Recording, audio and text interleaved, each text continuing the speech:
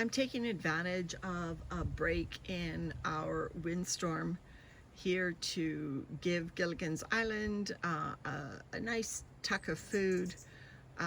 It's a compost roll, if you like, that I produced in late August when we got a whole bunch of apples, and I just smushed them up with some grit and some worm castings, and I actually, instead of rolling them in brown paper, I actually put them in stacked egg cartons. And then what I did today, because I opened that up and I thought, this actually isn't a lot of food, because I just put a thin layer of apple in each of the egg cartons, and then I topped it with some shredded cardboard. Today I actually put some smushed avocado with avocado shells, some more grit, and I think there's some lemon and maybe tiny bits of sweet potato in there. Anyway, so I'm giving it quite, Gilligan, quite a large feeding, if you like. It's all in here. Now just to find some room to put it. So I'll put the egg carton over here while I pull back the burlap and see what space I can find in here. Gilligan has got various pockets of food.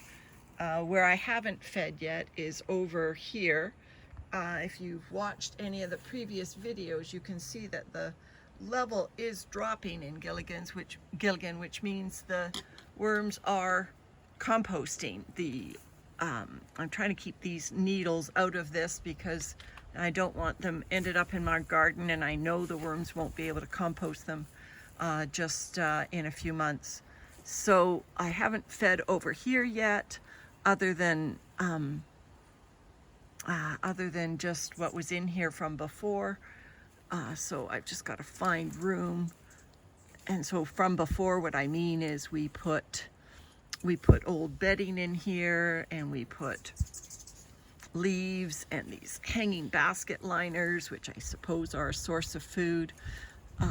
This fork keeps grabbing on the hanging basket liners, which is why I took them out of my conventional bins. They're just too difficult to manage a worm bin with these old hanging basket liners in them.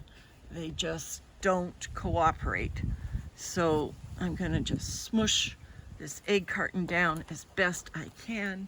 There are no worms in it, so I'll smush it, and I'll just start covering it up here, burying it. There's some old egg carton in there already.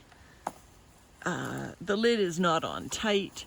The worms will be able to find their way into it, and I'm sure once they find their way into it, they will stay, because has got avocado, and that's one of the reasons I added some avocado to this feeding. Is I realized that other than my initial food that would have been in the initial bedding, everything I fed Gilligan, other than the horse manure up until now, and the leaves, and these beautiful autumn leaves, everything I've fed Gilligan up until now has been apples.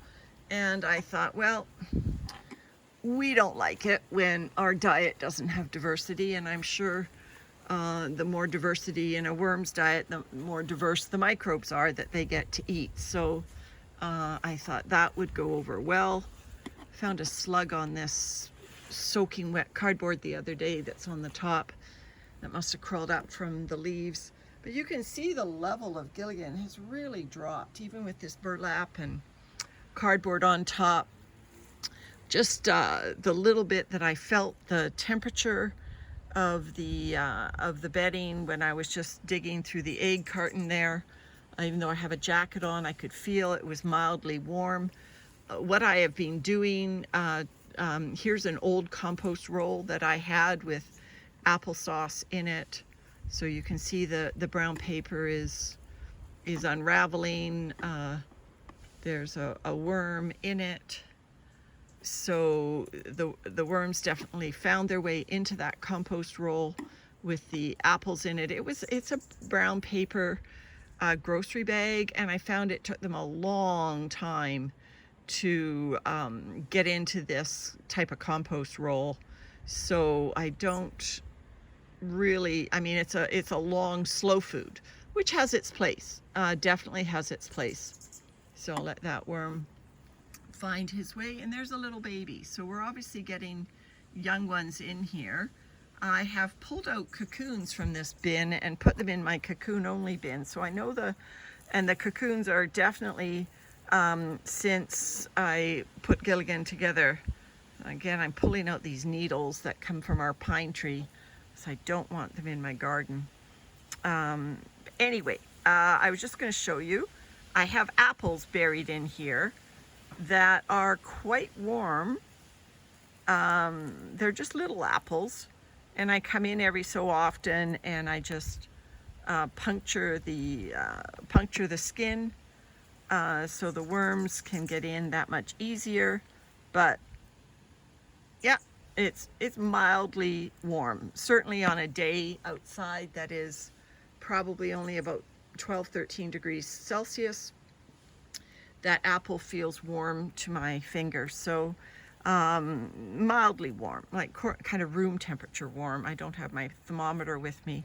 I'm not sure what this white thing is. Looks like a piece of cardboard. Yeah, it's just a piece of cardboard. Maybe it's the remnants of a bake cup or something. It's perhaps what it looks like. Anyway, Gilligan is doing really well.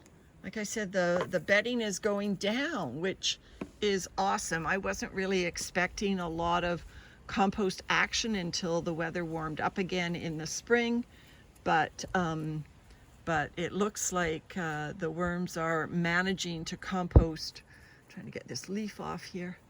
It looks like the worms are managing to compost down despite our fall temperatures that are gradually declining, in which case by spring I will be in good form to harvest out this entire, is my hopes, this entire turtle sandbox come paddling pool and return it to our granddaughter, Micah.